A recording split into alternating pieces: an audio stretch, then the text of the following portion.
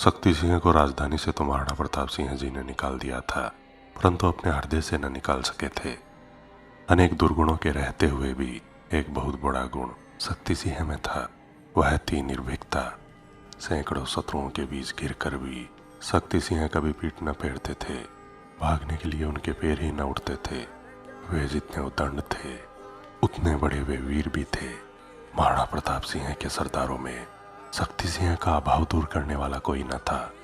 सेना संचालन की शक्ति तो शक्ति सिंह में न थी, लेकिन अपने प्रबल पराक्रम और अनिवार्य वारों से शत्रु दल को विचलित करने और अपनी सेना को उत्साह देने में शक्ति सिंह से बढ़कर वीर प्रताप सिंह की फौज में न था। आज उसी वीर के अभाव में महाराणा विचार कर रहे थे। अहेरिया उत्सव में घटित घटनाएं उनके हृदय को झकझोर रही थी। प्रातःकाल की सुनहरी किरणों में अब और ही छवि दिखलाई दे रही थी। संसार के इतिहास में यह एक सर्वश्रेष्ठ आत्माभिमानी स्वदेश भक्त का गौरव दिवस था। शरीर की प्रत्येक सिरा में इसी दिन प्रताप की प्रतिज्ञा शक्ति का संचार हुआ था, जिससे आजीवन उनके उद्देश्य पथ पर अटल हिमालय की तरह स्थित और वेगवान वायु की तरह गतिशील कभी सुख की नींद नसीब न हुई। कभी प्रखर और तप्तशिलाओं पर विचरते, कभी प्रलय की बाढ़ में विपुल शत्रु सेना से समर करते, कभी प्रचंड शीत की निशा में पर्वतीय प्रदेशों में विचरते। आज यह उन्हें असंख्य विघ्न बाधाओं के स्वीकार करने का दिन है। चारों ओर राजधानी में खबर फैल गई, राज दरबार होगा। बड़े बड़े सामंत सरदारों का वहां सम्मिलित होना आवश्यक है। महाराणा की आज्ञा का उल्लंघन किसी ने न किया। राज्य के प्रतिष्ठित सामंत सरदार वहां एकत्र हुए। साधारण जनों का तो हाल ही न पूछिए। सबके हृदय में महाराणा के संबंध में तरह तरह की तरंगे हिलोरे मार रही थी। लोग एक दूसरे से तर्क वितर्क करते हुए खासा कोलाहल मचाए हुए थे। देखते ही देखते सभा में सन्नाटा छा गया, जैसे लोगों की सांस भी न चल रही हो। विस्तृत सभा मंडप की साज सज्जा बिल्कुल नए ढंग की थी। चारों ओर आम के पत्तों की झालर टंगी थी। द्वार पर जलपूर्ण कलश रखे थे। इसी मंडप में एक जगह महाराणा के बैठने की जगह थी। एकाएक भेरी बज उठी। सिपाही कतार बांधकर खड़े हो गए। सलामी दगने लगी। लोग उत्सुकता से चंचल हो रहे थे। महाराणा मंडप के भीतर गए। संपूर्ण सभासदों ने उठकर महाराणा का स्वागत किया। वे धीरे धीरे अपने आसन पर जा बैठे। महाराणा के दोनों ओर उनके अंगरक्षक सरदार राजपूत गर्व से गर्दन ऊंची किए खड़े थे। कुछ चुने हुए राज कर्मचारियों और सामंत सरदारों को ही महाराणा की बगल में बैठने का सौभाग्य मिला था। समय के आ जाने पर महाराणा बड़े धैर्य और गंभीरता से उठकर खड़े हो गए और वहां सम्मिलित जनसमूह को लक्ष्य कर कहने लगे, भाइयों, आज एक विशेष उद्देश्य की सिद्धि के लिए मैंने तुम लोगों को यहाँ आने का कष्ट दिया है। मुझे पूर्ण विश्वास है कि इस कष्ट को तुम सहर्ष स्वीकार करोगे। लोग मंत्रमुग्ध की तरह एक दृष्टि से महाराणा को देखते हुए उनके हृदय के अंतिम स्तर तक पहुंचकर अपना प्रभाव छोड़ने वाला अभिभाषण सुन रहे थे। कभी कभी वे अपने साथियों से भी मौन दृष्टि से कुछ प्रश्न कर लेते। महाराणा कहते गए, आज मैंने तुम लोगों को जिस उद्देश्य की पूर्ति के लिए यहाँ बुलाया है वह हिमालय से भी महान और समुद्र से भी गंभीर है, आकाश से भी अगम और अरण्य से भी गहन है। भाइयों, एक बार उस जाति की ओर आंख उठाकर देखो, उस जाति की ओर जो वेदों की अनादि व्याख्या की तरह अपनी उत्पत्ति को अनादिकाल पर सूत बताती है।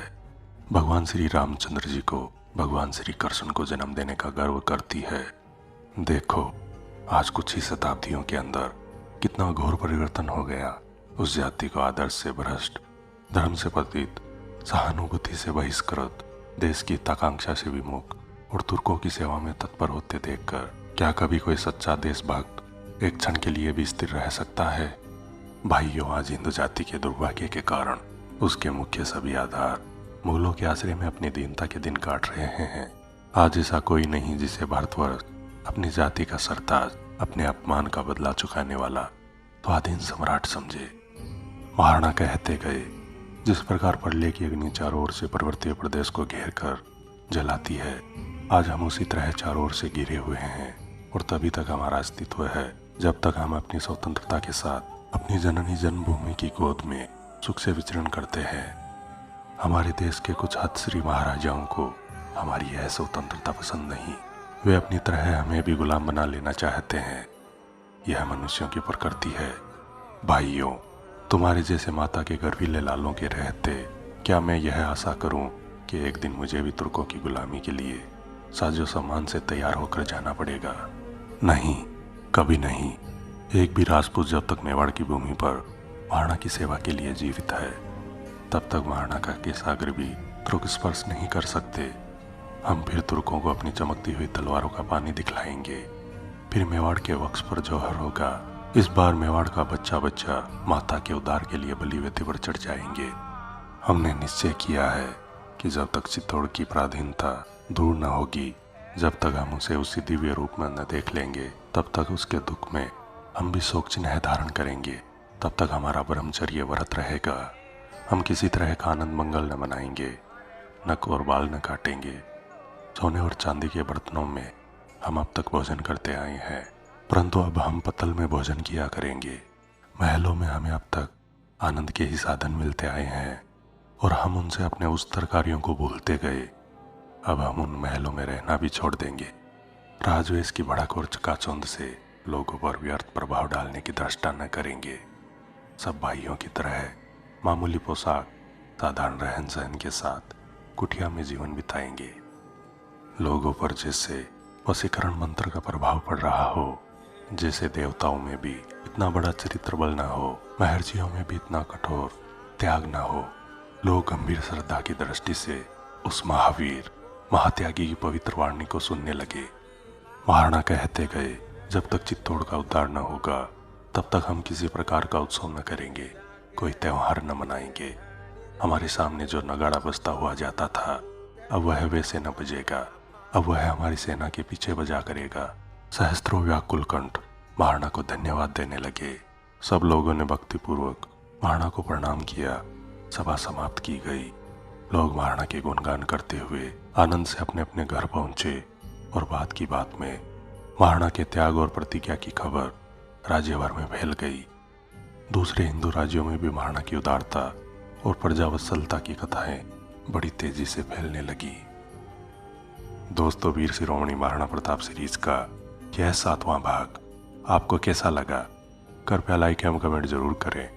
मैं विजय राठौड़ जल्द लौटूंगा इतिहास से जुड़े रोचक एवं रोमांचक वीडियोस लेकर। जुड़े रहें हमारे चैनल स्ट्रेंज फैक्ट्स इंडिया के साथ। धन्यवाद।